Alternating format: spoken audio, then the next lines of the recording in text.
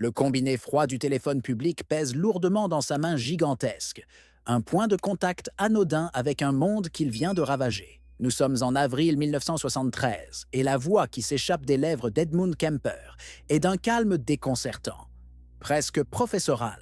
À l'autre bout du fil, un officier de police écoute, d'abord avec scepticisme, puis avec une horreur grandissante. L'homme, un colosse de plus de 2 mètres au quotient intellectuel de génie, ne se contente pas de confesser un meurtre, mais une série de carnages qui ont glacé le sang de toute la Californie. Il énumère ses victimes, les étudiantes disparues qui hantent les journaux locaux, et va jusqu'à avouer le meurtre de sa propre mère. Chaque mot est précis, chaque détail est livré sans la moindre trace de remords. Ce n'est pas un appel à l'aide, mais une déclaration, le point final d'une œuvre macabre qu'il est maintenant prêt à exposer au monde entier. Avant cet appel, Santa Cruz était un paradoxe vibrant. D'un côté, le soleil, les vagues du Pacifique, et l'effervescence de la contre-culture qui faisait de la ville une utopie pour les jeunes en quête de liberté. De l'autre, une ombre grandissante, une peur insidieuse qui s'installait avec chaque nouvelle affiche de jeunes femmes disparues. La pratique de l'autostop, autrefois un symbole de confiance et de communauté, était devenue un jeu de roulette russe. Les visages souriants de Marianne Pesce, Anita Luchessa et tant d'autres s'effaçaient des campus universitaires pour devenir des fantômes dans les dossiers de la police. La communauté, autrefois insouciante, apprenait à se méfier, à verrouiller ses portes. Un prédateur invisible rôdait sur leur route, transformant le rêve californien en un cauchemar éveillé, et personne ne savait encore qu'il avait le visage d'un géant à la voix douce. Derrière cette confession méthodique se cache une dualité terrifiante. Edmund Kemper n'est pas le monstre que l'on imagine caché dans l'ombre, difforme et grognant. Il est articulé, intelligent, presque charmant. Il a passé des mois à côtoyer des policiers dans les bars, à écouter leurs conversations, à apprendre leurs méthodes, se fondant dans le décor avec une aisance déconcertante. Cette façade de normalité était son arme la plus redoutable, lui permettant de gagner la confiance de ses victimes et de tromper les psychiatres qu'il avait d'eux jugés guéris des années auparavant. Son appel à la police n'est donc pas un acte de reddition, mais le début de son héritage. Il offre son esprit comme une carte, un manuel d'instruction sur la psyché d'un tueur en série, sachant que ses futures confessions deviendront la pierre angulaire d'une toute nouvelle science, le profilage criminel. Le monstre s'apprête à devenir le professeur. Pour comprendre Edmund Kemper, il faut descendre dans le sous-sol froid et humide de son enfance, une véritable prison métaphorique où sa mère, Clarnell, l'a exilé. Né en 1948, le jeune Edmund est devenu le réceptacle de toute l'amertume et de la cruauté d'une femme qui le méprisait ouvertement. Le divorce de ses parents n'a fait qu'aggraver son isolement, le forçant à vivre sous la maison principale, littéralement et symboliquement mis à l'écart. Sa mère craignait qu'il ne s'en prenne à ses sœurs, instillant en lui l'idée qu'il était un monstre bien avant qu'il ne le devienne. C'est dans cette obscurité solitaire, nourrie par le rejet constant, qu'il a commencé à mettre en scène des rituels macabres, torturant et tuant des animaux, premiers exercices pratiques de la fureur qui grandissait en lui. Le sous-sol n'était pas seulement sa chambre, c'était le laboratoire où sa psychopathie prenait forme. À seulement 15 ans, la violence contenue explose. Envoyé vivre avec ses grands-parents paternels, Edmund met fin à leur vie avec un sang-froid terrifiant, un acte prémédité qui le conduit directement à l'hôpital d'État d'Atascadero, une institution pour les criminels aliénés. C'est là, paradoxalement, qu'il va parfaire son art de la dissimulation. Son intelligence supérieure lui permet de comprendre et de manipuler le système psychiatrique de l'intérieur. Il apprend le jargon, joue le rôle du patient repentant et coopératif, et réussit à convaincre les experts qu'il est guéri de ses pulsions. Il est un caméléon psychologique, cachant le prédateur calculateur sous un masque de docilité et de prise de conscience. Sa libération à 21 ans n'est pas une réhabilitation, mais une évasion, une bombe à retardement que le système, aveuglé par sa propre rhétorique, vient de relâcher dans la nature. De retour dans le monde extérieur, Kemper s'installe à Santa Cruz et se forge une nouvelle identité, celle de Big Ed, le géant sympathique. Il trouve un emploi au département des routes de Californie, un travail qui lui donne une connaissance intime du réseau routier et un air d'autorité banal. Son apparence imposante est neutralisée par une voix douce et une attitude serviable. Il devient un habitué des bars fréquentés par les policiers, non pas pour les défier, mais pour s'intégrer, pour absorber leur culture et se sentir proche du pouvoir qu'ils représentent. Cette proximité avec les forces de l'ordre est le comble de son audace. Le loup ne se cache pas de la bergerie. Il vient boire un verre avec les bergers, écoutant leurs histoires tout en planifiant ses propres chasses nocturnes, un double jeu macabre qu'il mène avec une perfection glaçante. Les victimes de Kemper étaient l'incarnation de la vie et de la promesse que lui-même n'avait jamais connue. C'étaient de jeunes étudiantes, pleines d'ambition, de rêves et d'idéaux, qui voyaient, en la Californie des années 70, une terre de libération. Des jeunes femmes comme Marianne Pessé ou Aiko Koo n'étaient nulle part de simples cibles.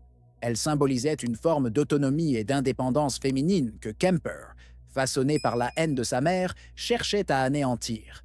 Elles étaient intelligentes, libres et faisaient d'eux confiance au monde qui les entourait. En faisant de l'autostop, elles posaient un acte de foi dans la bonté des autres, un geste typique d'une époque encore empreinte d'une certaine innocence.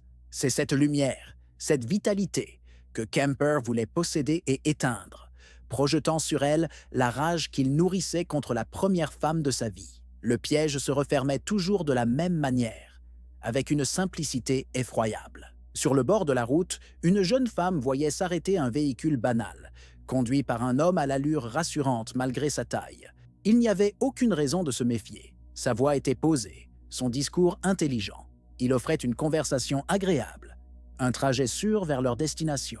La vulnérabilité des victimes ne résidait pas dans une quelconque imprudence, mais dans la confiance, un sentiment humain fondamental que Kemper avait appris à exploiter avec une expertise diabolique. Dans l'espace confiné de la voiture, la prise de conscience venait toujours trop tard. Le gentil géant se transformait en prédateur implacable, et le court trajet vers le campus ou la maison devenait un voyage sans retour vers un lieu isolé, où leurs vies et leurs espoirs seraient brutalement anéantis. L'année 1964 marque la première irruption sanglante de la fureur d'Edmund Kemper dans le monde réel. Âgé de seulement 15 ans, sa silhouette dégingandée et son visage encore adolescent dissimulent une froideur déjà bien ancrée. L'assassinat de ses grands-parents n'est pas un accès de rage incontrôlable, mais une exécution méthodique, une déclaration de guerre à une autorité familiale qu'il ne supporte plus. Ce premier crime révèle déjà l'intelligence calculatrice du futur tueur en série. Face aux autorités,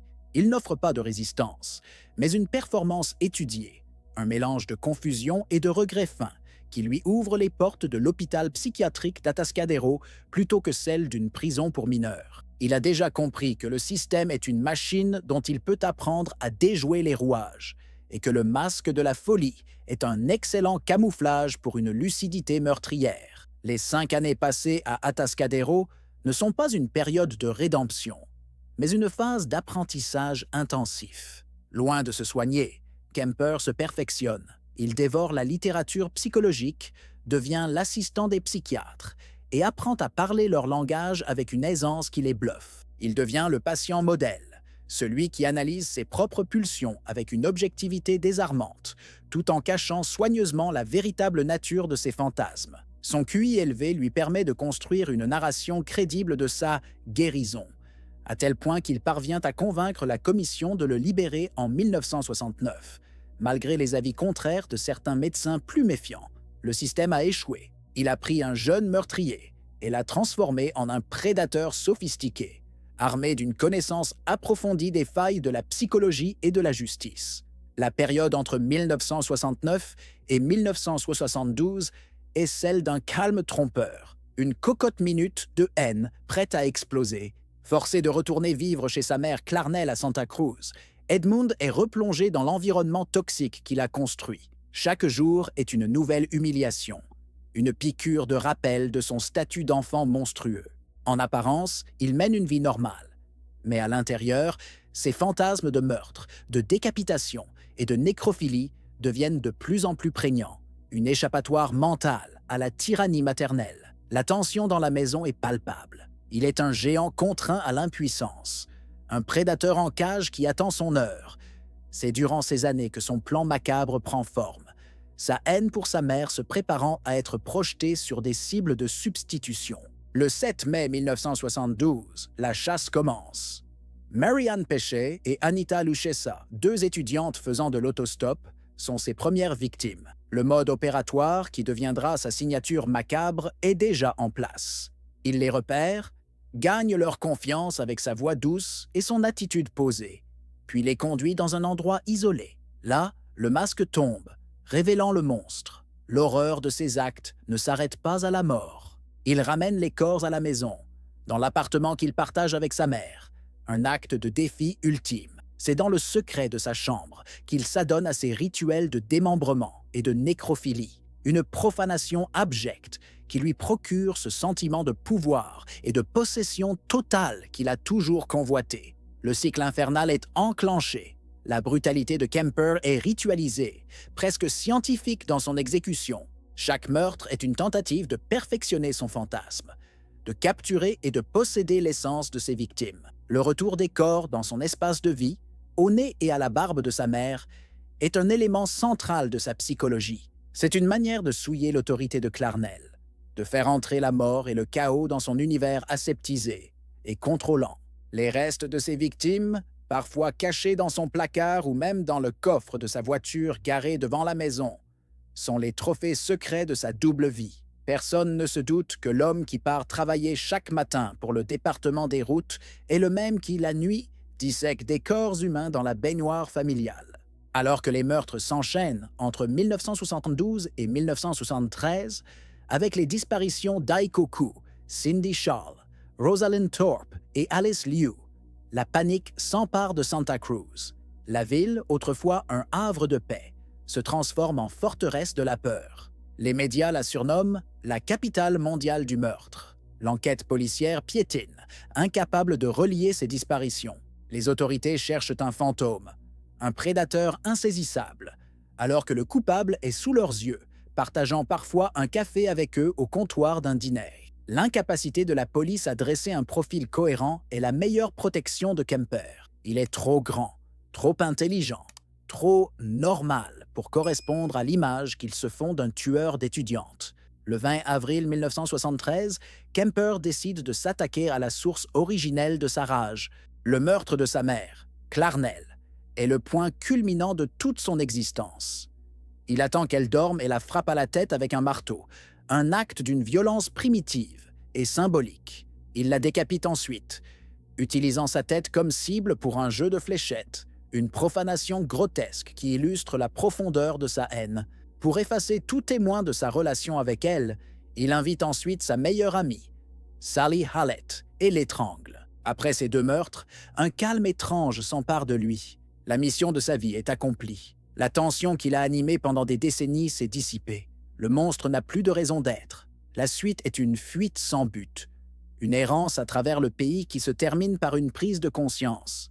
Sans la haine de sa mère comme moteur, il n'est plus rien. C'est alors qu'il entre dans cette fameuse cabine téléphonique dans le Colorado et appelle la police de Santa Cruz. Sa confession est exhaustive, détaillée, presque fière. Il veut que le monde connaisse l'ampleur de son œuvre. Son arrestation marque la fin de la terreur, mais le début d'un nouveau chapitre fascinant et terrifiant. Dans sa cellule, il reçoit la visite des agents du FBI, John E. Douglas et Robert Ressler. Ils ne voient pas seulement un tueur, mais une clé, une porte d'entrée vers l'esprit des prédateurs. Les entretiens qui suivront, froids et analytiques, poseront les fondations de l'unité des sciences du comportement du FBI, changeant à jamais la traque des tueurs en série. La tension naît souvent dans le silence, dans le regard du prédateur qui observe le monde depuis sa forteresse mobile. Au volant de sa voiture, Edmund Kemper n'est pas simplement un homme qui conduit, il est un chasseur qui étudie son territoire. Les rues ensoleillées de Santa Cruz, les groupes d'étudiants riant sur les trottoirs. Tout ce spectacle de vie insouciante se transforme à travers son pare-brise en un catalogue de proies potentielles. Le suspense réside dans ce décalage absolu entre l'apparente normalité de la scène et l'intention meurtrière qui l'anime. Chaque ralentissement de son véhicule, Chaque regard qui s'attarde sur une jeune femme seule, faisant de l'autostop, est un moment de pure angoisse pour le spectateur. Le bruit du clignotant, le grincement du frein, le volant usé sous ses doigts deviennent les instruments d'un suspense insoutenable. La question n'est pas de savoir s'il va frapper, mais quand et qui sera la prochaine. Changeons de perspective et glissons-nous sur le siège passager à la place d'une de ses victimes. Le soulagement initial de voir une voiture s'arrêter laisse place à une conversation banale. L'homme est grand, certes, mais sa voix est douce. Il est poli, il pose des questions sur les études, la famille. La tension s'installe de manière insidieuse. Un détail d'abord, le cliquetis du verrouillage centralisé des portes. Un son sec et définitif. Puis, un changement d'itinéraire. Une bretelle de sortie inattendue vers une route boisée et déserte. Les réponses de l'homme deviennent plus évasives. Son sourire ne monte plus jusqu'à ses yeux. C'est une montée en puissance de la peur, une prise de conscience progressive et terrifiante. Le dialogue s'effrite, le silence s'épaissit, et l'espace confiné de la voiture se transforme en un piège mortel. La dernière lueur d'espoir s'éteint au moment où elle comprend que personne ne peut entendre ses cris. Le comble de l'ironie et de la tension se joue dans les bars enfumés où Kemper passe ses soirées. Là, entouré de policiers qui sont devenus ses amis, il écoute, opine, participe même aux conversations sur ce mystérieux co-ed killer qui terrorise la région. Imaginez la scène. Un officier, épuisé, se plaint du manque de pistes, tandis que Kemper, sirotant sa bière, lui tapote l'épaule en signe de sympathie. Il est le confident de ses propres poursuivants. Chaque mot qu'il prononce est un mensonge. Chaque geste amical une insulte à la mémoire de ses victimes. Pour le spectateur, qui connaît la vérité, cette proximité est une torture psychologique. Le monstre n'est pas caché dans une grotte, il est assis au bar, et les gardiens de la paix lui paient une tournée, totalement inconscients du danger qu'il représente. Des années plus tard, la tension se déplace dans la salle d'interrogatoire stérile du FBI. Elle n'est plus physique, mais intellectuelle. Face aux agents Douglas et Ressler, Kemper est le maître du jeu. Le suspense ne vient pas de ce qu'il pourrait faire, mais de ce qu'il pourrait dire. Le lent déroulement de la bande magnétique du magnétophone rythme ses confessions. Il décrit des actes d'une barbarie inouïe, avec le détachement d'un entomologiste décrivant un insecte.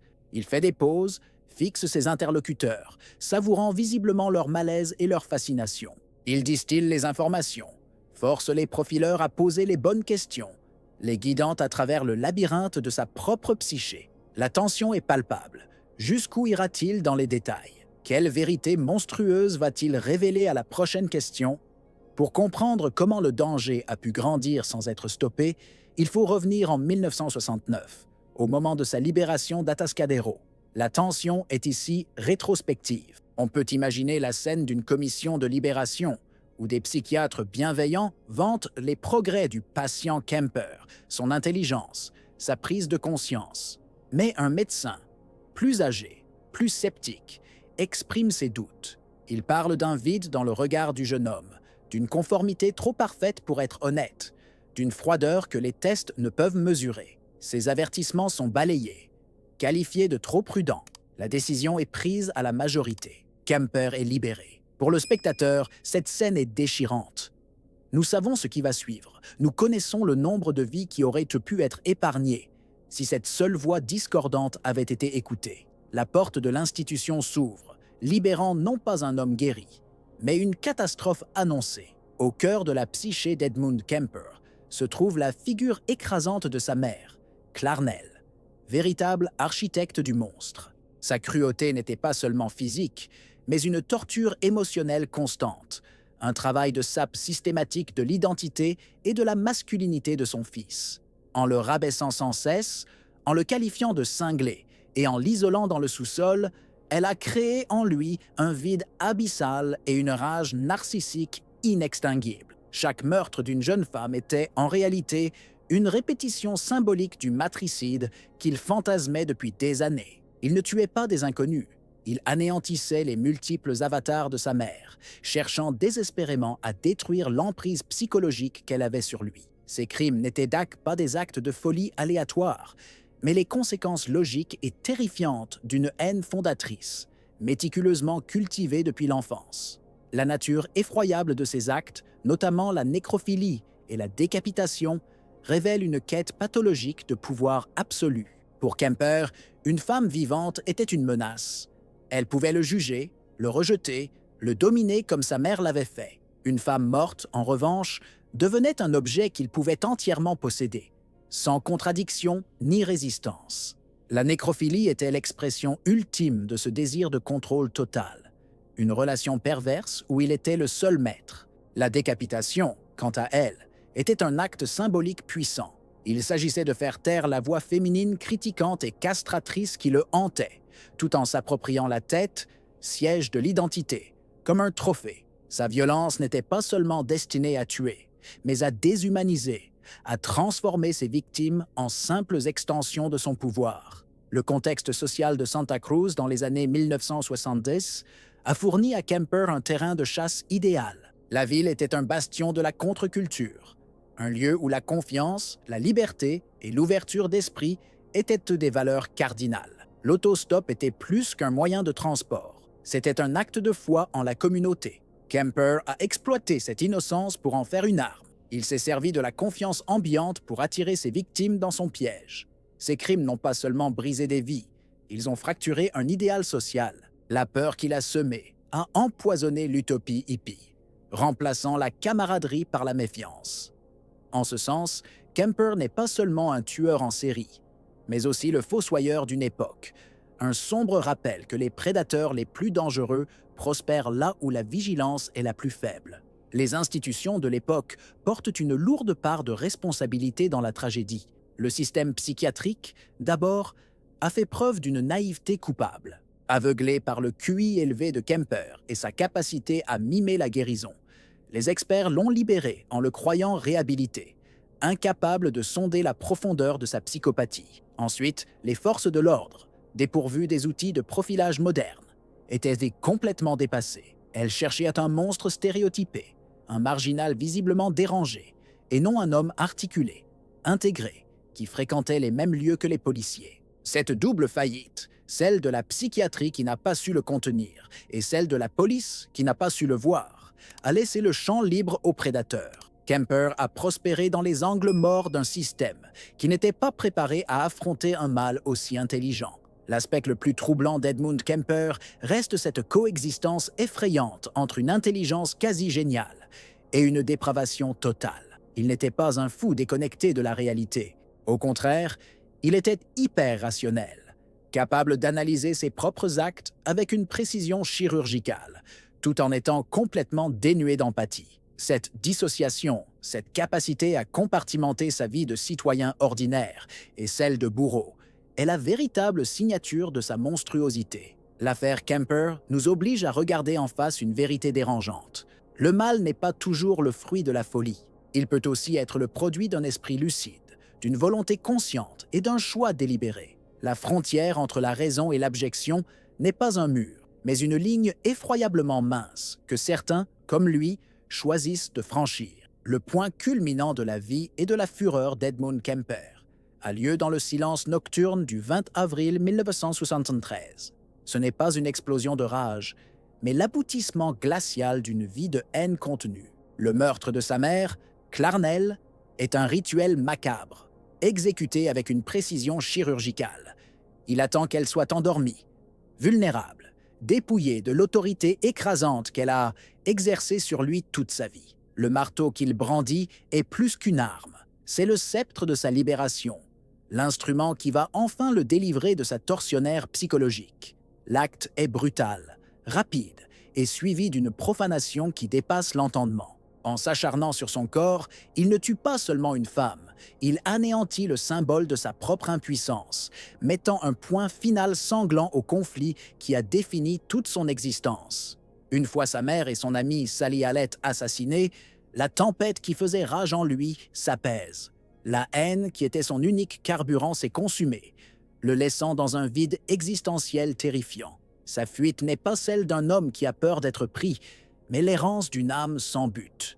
Le grand œuvre de sa vie est achevé, et il se retrouve soudainement sans raison de vivre. C'est cette vacuité, plus que le remords, qui le pousse à entrer dans une cabine téléphonique. L'appel à la police n'est pas une demande de pardon, mais une tentative désespérée de donner un sens à ses actes, de les inscrire dans l'histoire. Il a besoin que le monde entier connaisse l'ampleur de son passage sur Terre. Sa confession est son dernier acte de contrôle, la mise en scène de sa propre capture. Le procès d'Edmund Kemper est un spectacle médiatique qui captive et horrifie l'Amérique. Le public découvre avec stupeur que le monstre n'est pas une brute épaisse, mais un homme intelligent, au verbe facile, qui détaille ses crimes avec une franchise déconcertante. Loin de plaider la folie, il revendique la pleine responsabilité de ses actes, allant jusqu'à demander la peine de mort, un dernier défi lancé à une société qu'il méprise. Santa Cruz, la ville meurtrie, assiste au procès avec un mélange de soulagement et de colère. La condamnation à la prison à vie, bien que juridiquement inévitable, laisse un goût d'inachevé pour les familles des victimes. Le système judiciaire a rendu son verdict, mais pour beaucoup, aucune peine ne semble à la hauteur de l'abomination de ces crimes. Le géant est mis sous les verrous, mais son ombre continue de planer. La résolution la plus paradoxale de l'affaire Kemper ne se trouve pas dans un tribunal, mais dans les salles d'interrogatoire du FBI. Condamné et emprisonné, le tueur en série entame une seconde carrière, celle de consultant involontaire pour la science du profilage criminel. Les agents John Douglas et Robert Ressler trouvent en lui une mine d'informations sans précédent. Avec un calme professoral, Kemper dissèque sa propre psychologie, explique ses motivations, détaille ses méthodes. Il leur offre une plongée unique dans l'esprit d'un prédateur, leur permettant de théoriser et de systématiser la traque de ses semblables. C'est l'héritage le plus sombre et le plus dérangeant de son histoire. Ses confessions, nées de la souffrance et de la mort, deviendront une arme essentielle pour la justice, transformant le monstre en une pierre de rosette du mal. Le dénouement de l'affaire laisse des cicatrices indélébiles. Pour les familles Pesce, Luchessa, Koo, Charles, Thorpe et Liu, la capture de Kemper n'apporte aucune véritable paix. Leurs filles sont devenues des noms dans un dossier criminel, des visages sur des photos jaunies, leur avenir fauché par un homme dont la haine ne leur était même pas destinée. La communauté de Santa Cruz, elle aussi, reste marquée à jamais. La méfiance a remplacé l'insouciance, et le surnom de « capitale du meurtre » a durablement terni l'image de la ville paradisiaque. Bien que Kemper soit physiquement absent, son histoire est devenue un mythe local, un avertissement macabre sur la fragilité de la confiance et sur le mal qui peut se cacher derrière le plus ordinaire des visages. Les conséquences de ces actes ne se mesurent pas en années de prison, mais en vies brisées et en une innocence perdue à jamais. L'affaire Edmund Kemper nous confronte à l'un des paradoxes les plus sombres de la condition humaine. Comment un esprit doté d'une intelligence supérieure peut-il sombrer dans une telle dépravation?